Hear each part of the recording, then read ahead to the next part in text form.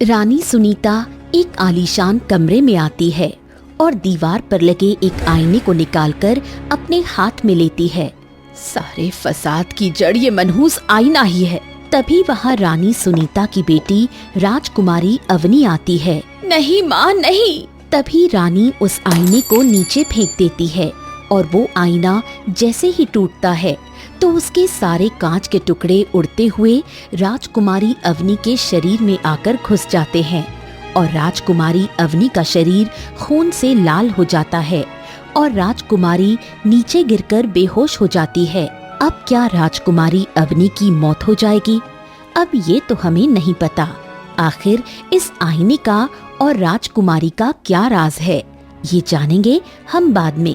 पहले हम चलते हैं राजकुमारी अवनी के बीते जीवन में कि आखिर राजकुमारी अवनी और उस आईने का क्या राज है।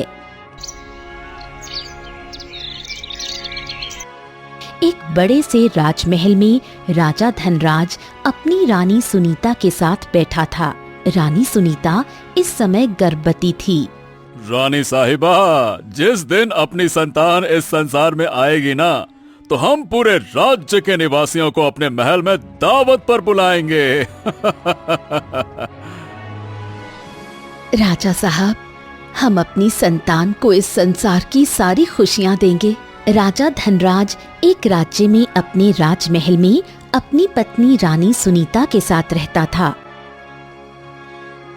कुछ दिन बाद रानी सुनीता एक नन्ही सी राजकुमारी को जन्म देती है और वो नन्ही सी राजकुमारी होश में नहीं आती।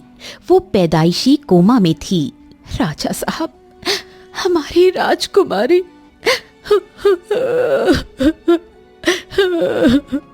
रोइए मत रानी साहिबा, हम अपनी राजकुमारी को ठीक करने के लिए अपनी जी जान एक कर देंगे। तभी राजा अलग अलग वैद्यों को अपने राजमहल में बुलाता है और उन्हें अपनी नन्ही राजकुमारी का इलाज करने के लिए कहता है, पर किसी के भी पास राजकुमारी को ठीक करने का उपाय या दवा नहीं होती। एक शाम राजा के महल में एक बूढ़ा वैद्य आता है।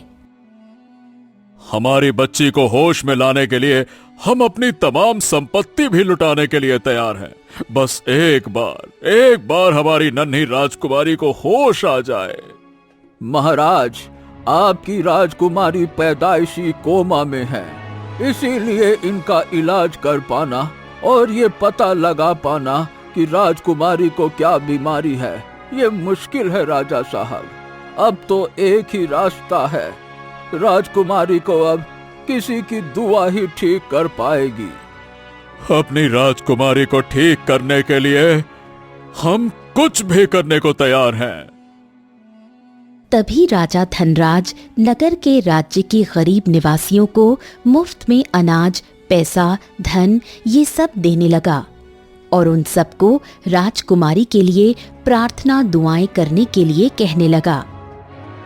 अब इसी तरह 25 साल का लंबा अरसा बीत जाता है।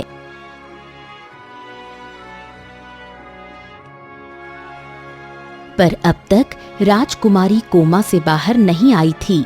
राजा और रानी हर रोज अपनी राजकुमारी के होश में आने के लिए प्रार्थनाएं करने लगे। राजकुमारी, जिसका नाम अवनी है, वो अब जवान हो चुकी थी। वो अब तक कोमा से बाहर नहीं आ पाई थी।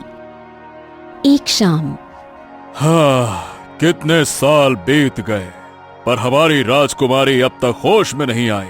कितनी कोशिशें की हमने कि राजकुमारी को होश आ जाए, पर हमारी हर कोशिश नाकाम साबित हुई। राजा साहब, हमें उम्मीद नहीं हारनी है। हम इस मुश्किल समय से लड़ेंगे और अपनी बच्ची को इस परेशानी से बाहर निकालेंगे। दोनों रोज अपनी बेटी राजकुमारी अवनी के पास घंटों बैठकर अपने दुख को जाहिर करते रहते। कुछ दिन बाद राजा के महल में एक भिखारी आता है। राजा साहब, आपकी राजकुमारी सालों से बीमार हैं और आप उन्हें होश में लाने के लिए सालों से संघर्ष कर रहे हैं ना? हाँ, पर तुम्हें ये सब कुछ कैसे पता? राजा साहब, मैं आपकी राजकुमारी को होश में ला सकता हूँ। ये सुनकर राजा और रानी दोनों दंग रह जाते हैं। सच में तुम हमारी बच्ची को होश में ला सकते हो? हाँ। हाँ, अगर तुमने ऐसा कर दिखाया ना मुसाफिर, तो हम तुम्हें सोने की अशर्फियों से माला माल कर देंगे।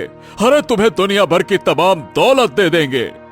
तभी वो भिखारी अपने थैले से एक आईना निकालता है और वो आईना राजा को देता है।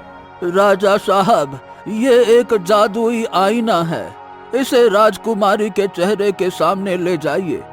जैसे ही राजकुमारी की छवि इस आईने के अंदर पड़ेगी, उसी समय राजकुमारी को होश आ जाएगा। पर याद रहे, ये आईना कभी टूटना नहीं चाहिए।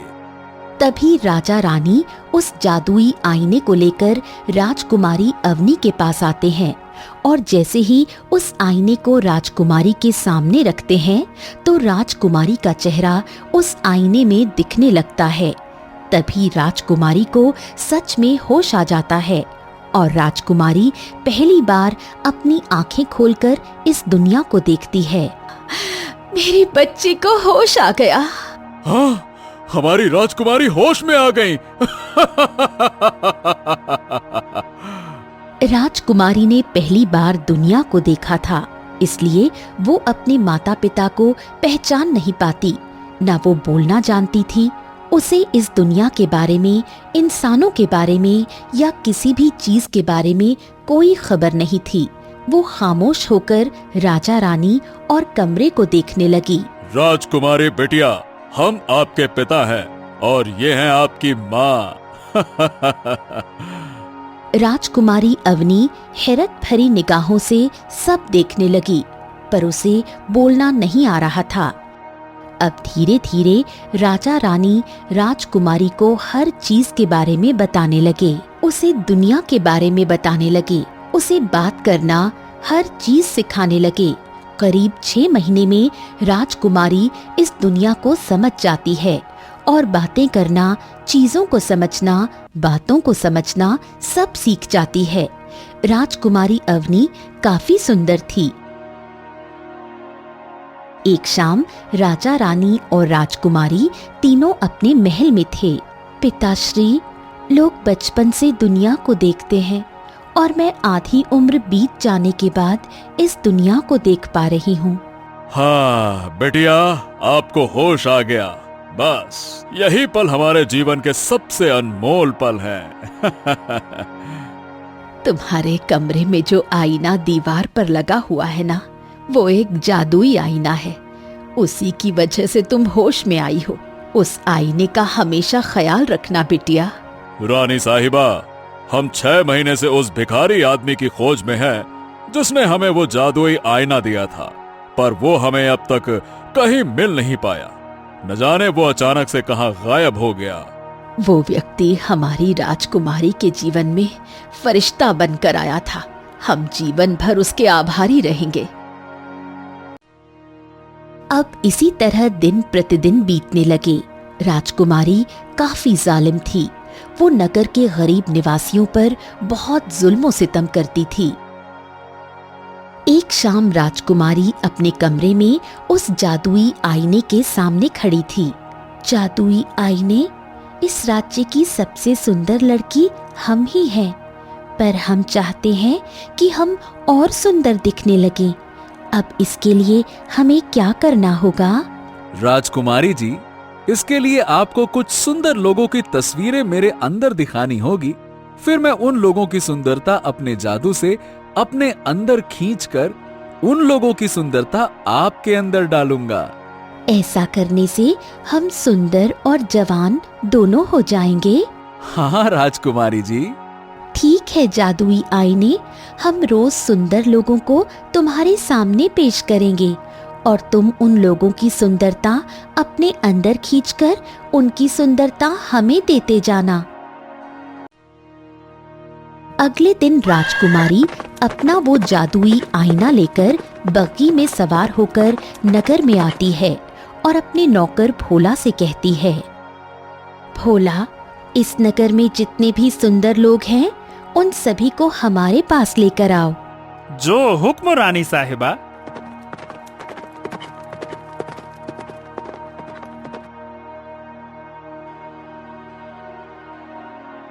तभी भोला उस नगर के सबसे सुंदर लोगों को राजकुमारी के पास लेकर आता है। वहाँ काफी सारे लोग आ चुके थे। राजकुमारी जी, आपने हमें क्यों बुलाया?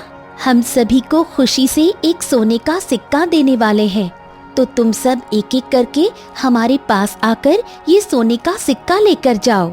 ये सुनकर सब बहुत खुश होने लगते हैं। राजकुमारी जी तो बड़ी अच्छी हैं, बिल्कुल राजा साहब की तरह दयालु है राजकुमारी जी। तभी एक एक करके लोग राजकुमारी अवनी के पास आते हैं, तो उनकी छवि राजकुमारी के पास रखे उस जादुई आईने के अंदर पड़ती है, जिसके बाद वो जादुई आईना उन लोगों की सुंदरता अपने अंदर खींचने लगता है।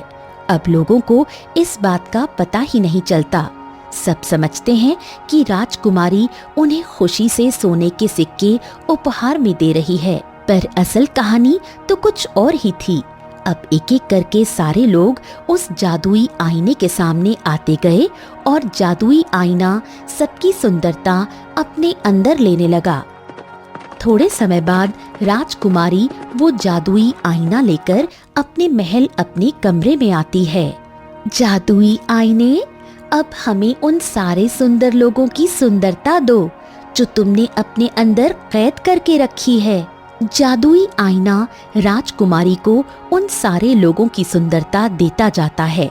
जिसके बाद इधर वही नगरवासी अपने घरों में थे। अचानक उनकी सुंदरता गायब हो जाती है। ये क्या हो रहा है मुझे? मैं इतनी बदसूरत कैसे हो गई? और मेरा शरीर इतना कमजोर कैसे होता जा रहा है? जादुई आईने के कारण नगरवासियों का शरीर कमजोर होता जा रहा था और उनका चेहरा बदसूरत होता जा रहा था। तभी जादुई आईना सबकी सुंदरता राजकुमारी के अंदर डाल देता है, जिसके बाद राजकुमारी पहले से भी ज्यादा सुंदर और जवान हो जाती है। वाह वाह हमारे जादुई आईने, तुमने तो कमाल कर दिया। अब हम अपना बचपन, जवानी जिसे हम जी नहीं पाए, वो अब हम तुम्हारी वजह से जी पाएंगे। 2 दिन बाद जादुई आईने ने जितने लोगों की सुंदरता जवानी खींची थी, अचानक उन सभी लोगों की कमजोरी के चलते मौत हो जाती है। अब इतने लोगों की अचानक एक साथ मौत देखकर पूरे राज्य के लोग परेशान हो जाते हैं। अरे ये क्या हो क्या रहा है हमारे नगर में? एक साथ इतने सारे लोगों की मौत कैसे हो गई? कहीं हमारे नगर में कोई भयानक बीमारी तो नहीं आ गई? तभी सारे नगर के लोग राजा के महल में आते हैं।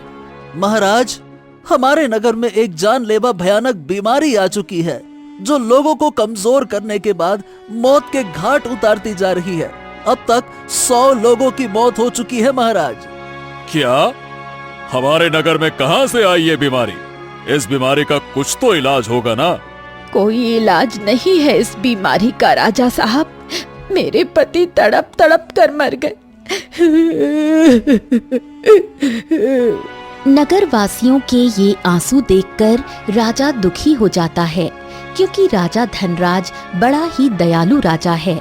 वो हमेशा अपनी गरीब प्रजा की हर परेशानी मुसीबत में सहायता करता है। अब किसी को पता नहीं चल पा रहा था कि ये मौतें राजकुमारी और उस जादुई आईने की वजह से हो रही हैं। अब ये सिलसिला कई दिनों तक चलता रहा।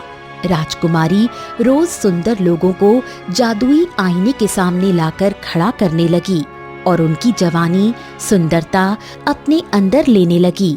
अब हर रोज कई सारे लोग अपनी जान गंवाने लगे। एक शाम, राजा साहब, हमारे राज्य के लोगों के साथ ये क्या हो रहा है? ये कैसी अजीब बीमारी आ गई हमारे राज्य में कि उसके कारण लोगों की जान जा रही है।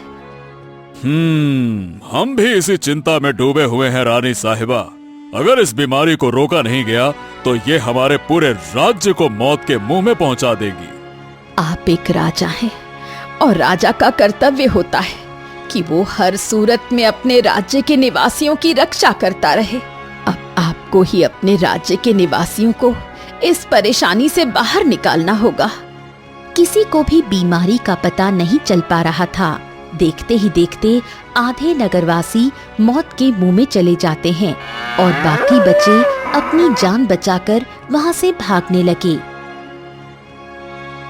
एक रात रानी सुनीता अपने कमरे से बाहर आती है। मैं राजकुमारी को जाकर ये संदेश दे देती हूँ कि वो अब महल से बाहर ना निकले, क्योंकि बाहर बड़ी खतरनाक बीमारी फैली हुई है। रानी राजकुमारी के कमरे के बाहर आती है तो अंदर राजकुमारी अपने जादुई आईने से बात कर रही थी। जादुई आईने, कल हम फिर से तुम्हें बाहर ले जाएंगे और तुम्हारे सामने नगर के और सुंदर लोगों को पेश करेंगे। फिर तुम उनकी भी जवानी अपने अंदर खींचते जाना और उनकी सुंदरता जवानी हमें देते जाना। राजकुमारी, तुम जिन लोगों की सुंदरता और जवानी अपने अंदर लेती जा रही हो, उन सभी लोगों की कमजोरी की वजह से मृत्यु होती जा रही है। अब बस कीजिए राजकुमारी जी, आपके कारण नगर के कई सारे लोग अपनी जान गंवा रहे हैं। हमें नगरवासी और राज्य के निवासियों से कोई मतलब नहीं है। तुम बस उतना ही करो जितना हम तुम्हें कह रहे हैं। ये सारी बातें सुनकर रानी सुनीता के होश उड़ जाते हैं। रानी सुनीता दरवाजे के पास ही खड़ी थी, तभी वो बाहर आती है। इसका मतलब राज्य में जिन लोगों की मौत हो रही है वो राजकुमारी और जादुई आईने की वजह से हो रही है। नहीं नहीं, मुझे राजकुमारी को रोकना होगा। तभी अगले दिन रानी राजकुमारी के कमरे में आती है। राजकुमारी इस समय कमरे में नहीं थी। तभी रानी उस जादुई आईने को अपने हाथ में लेती है। बरसों बाद हमारी राजकुमारी को होश आया था और ये क्या कर दिया मेरी बच्ची ने। मैं अपनी बेटी की वजह से नगर के गरीब निवासियों को मौत के मुंह में नहीं जाने दूंगी। मैं इस जादुई आईने को ही नष्ट कर दूंगी। ऐसा मत करना रानी साहिबा, अगर आपने मुझे तोड़ा तो मैं तो अपने साथ साथ राजकुमारी को भी लेकर मरूंगा। जादुई आईने, जितना हमें अपनी संतान से प्रेम है, उतना ही प्रेम हमें अपने राज्य के निवासियों से भी है। मैं उन बेकसूर राज्य के निवासियों को और मरने नहीं दूंगी, फिर चाहे मुझे अपनी राजकुमारी की बलि ही क्यों न चढ़ानी पड़े। तभी कमरे में राजकुमारी आ जाती है और रानी उस जादुई आईने को तोड़ देती है, जिसके बाद उस आईने के टुकड़े राजकुमारी के शरीर में घुस जाते हैं और राजकुमारी की मृत्यु हो जाती है। ये देखकर राजा रानी खूब रोने लगते हैं, पर उन्हें खुशी भी होती है कि उन्होंने भले ही अपनी बेटी को खो दिया हो, पर उन्होंने अपने राज्य के निवासियों को बचा लिया। दोस्तों, यही निशानी होती है सच्चे राजा रानी की, जो खून के रिश्तों से बढ़कर अपने राज्य के निवासियों के बारे में सोचते हैं। बूढ़ी राजकुमारी और जवान राजकुमार। कुलबंद का राजा बलवंत अपने राजमहल में अपनी रानी सविता और राजकुमारी सुमित्रा के साथ बैठा बातें कर रहा था। राजा साहब, हमारी नन्ही सी राजकुमारी सुमित्रा कब बड़ी हो गई, हमें पता ही नहीं चला। इसी को तो समय का खेल कहते हैं रानी साहिबा। हम सोच रहे हैं अब हमें अपनी राजकुमारी बिटिया का विवाह किसी राजकुमार के साथ तय कर देना चाहिए। पिताश्री, हम उसी से विवाह करना चाहते हैं जो हमारे दिल को भाए। तभी राजा के पास उसके महल का एक नौकर आता है। महाराज, आपके लिए यह खत आया है। नौकर राजा को खत देकर वहाँ से चला जाता है। तभी राजा उस खत को खोलकर पढ़ता है। राजा साहब, मैं आपका बचपन का मित्र हरिया बोल रहा हूँ। मैंने अपने घर पर 100 गरीब लोगों को दावत पर बुलाया है और मैं चाहता हूँ आप मेरे घर पधारिए और ये शुभ कार्य आप अपने हाथों से कीजिए। अरे वाह, हरिया भाई साहब तो बड़ा ही नेक काम कर रहे हैं। हमारा मित्र बड़ा ही दयालु है रानी साहिबा। हम सब अवश्य जाएंगे हरिया के घर। 2 दिन बाद राजा बलवंत अपनी रानी और बेटी राजकुमारी के साथ अपनी बग्घी में बैठकर पास के नगर में अपने बचपन के मित्र हरिया के घर आता है। हरिया के घर में उसकी पत्नी साधना और गोरा सुंदर जवान बेटा दिनेश था। आइए राजा साहब, मुझ गरीब के बुलाने पर यहाँ आने के लिए आपका बहुत बहुत धन्यवाद राजा साहब। कैसी बातें कर रहे हो मित्र, तुम हमारे बचपन के मित्र हो, तुम्हारे आमंत्रण पर हम कैसे ना आते भला।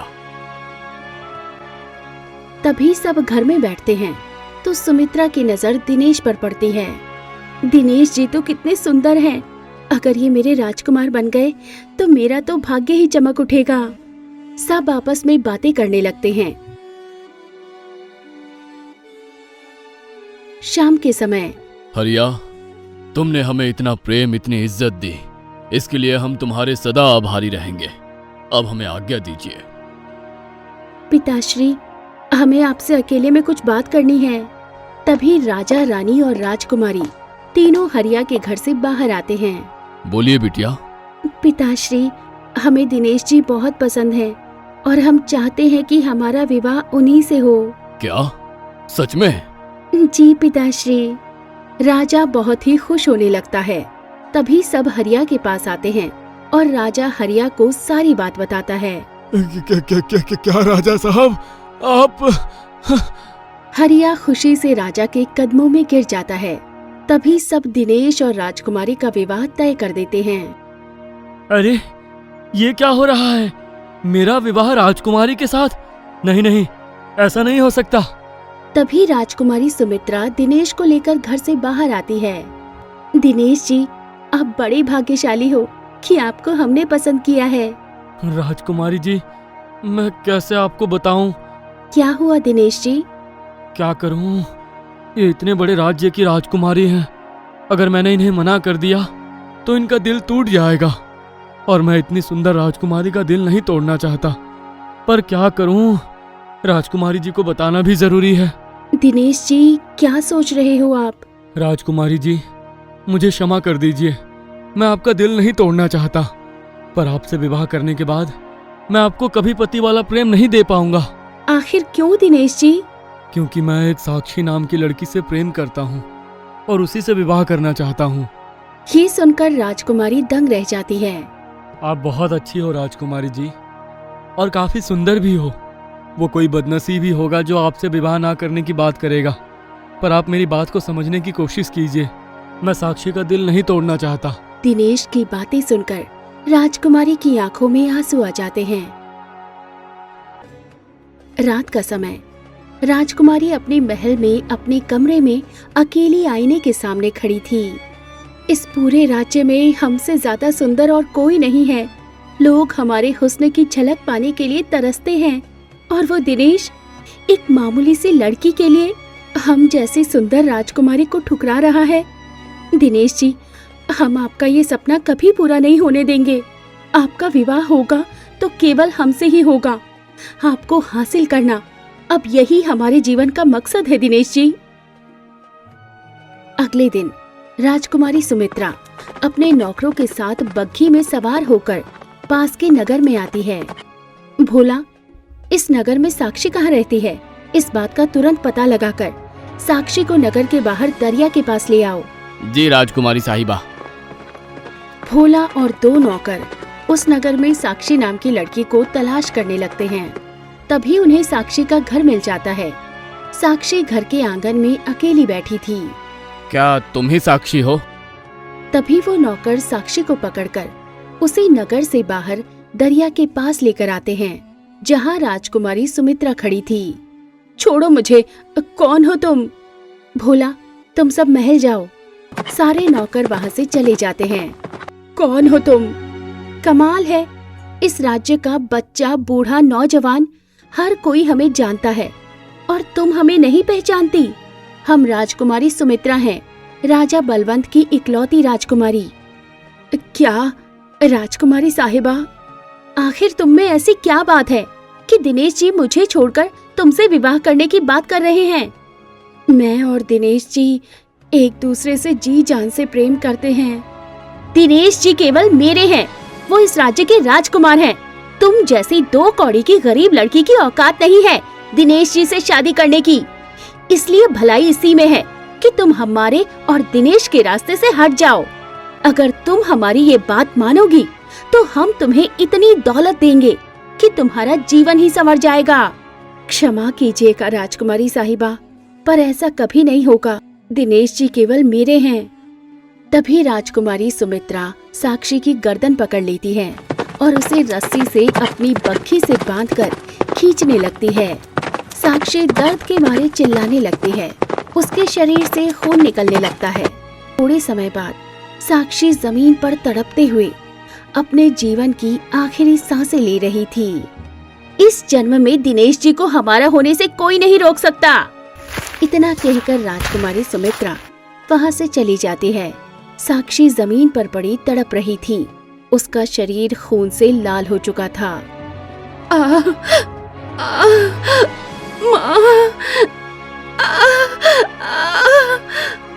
साक्षी बेतहाशा तड़प रही थी। मेरे दिनेश को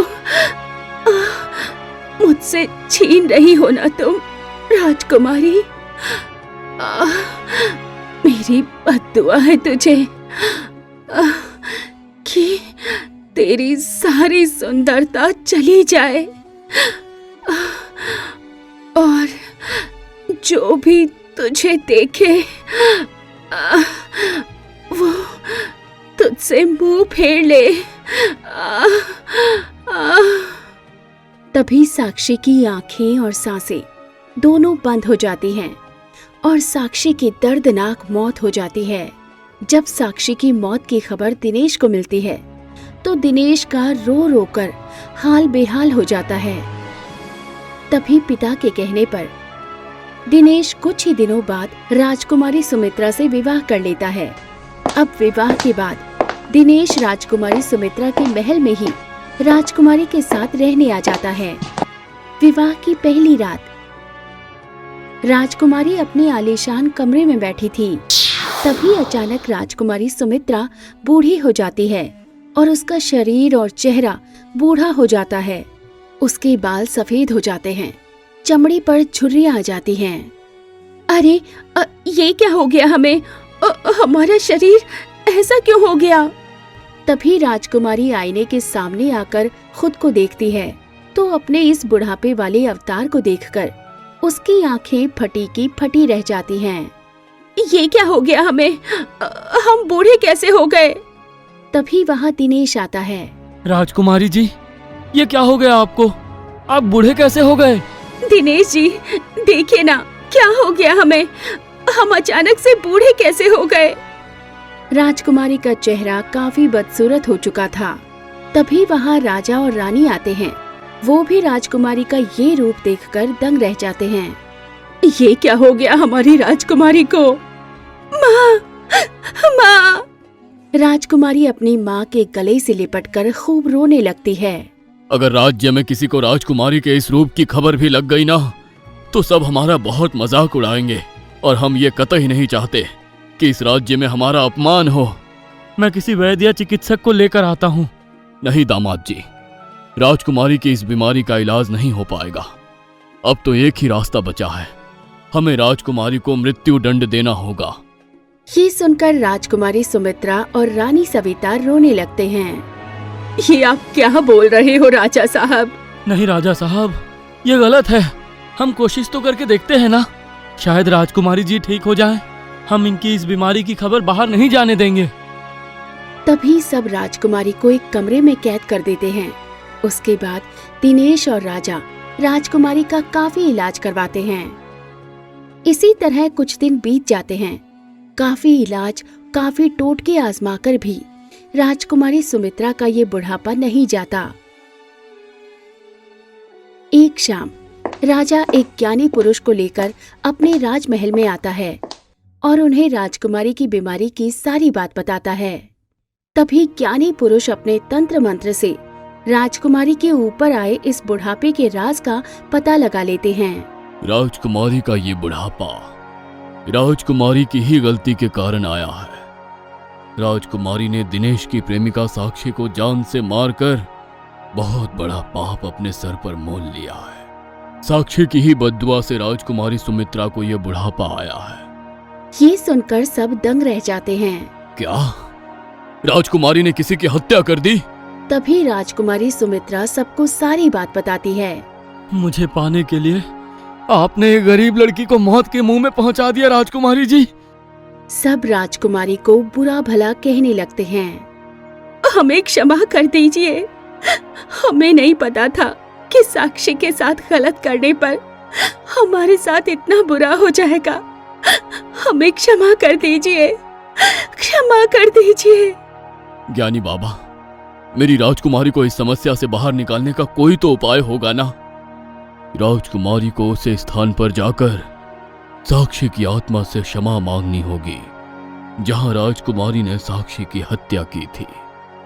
शायद साक्षी की आत्मा राजकुमारी को माफ कर दे और शायद राजकुमारी फिर से अपने असली रूप में प्रवेश कर जाए।